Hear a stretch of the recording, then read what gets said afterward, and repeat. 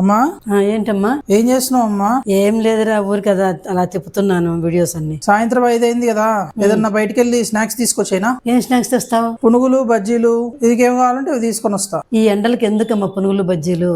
మొన్న మీ అత్తయ్య మీ మామయ్య వస్తూ పనులు ఏమో తీసుకొచ్చినట్టున్నారు కదమ్మా. తీసుకొచ్చారు. మరి ఏమేం పనులు అవన్నీ తీసుకోనరా, ఏం చేయాలో చెప్తా పళ్ళతోటి. ఇదిగమ్మా. చాలానే ఉన్నాయి కదమ్మా.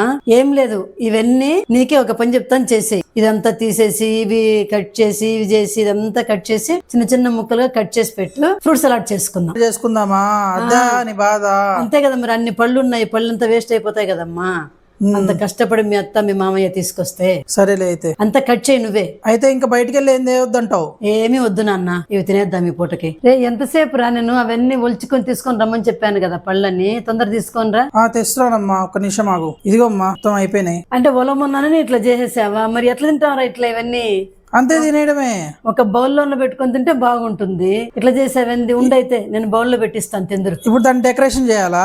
మరి అంతే కదా, చేస్తే ఆ ఫీలింగ్ తోటి బాగా తింటామమ్మా. అలా చూస్తూ ఇలా ఉంటే ఎట్లా ఫీలింగ్ తో తింటాము? తినలేము. అమ్మా ఏందమ్మా?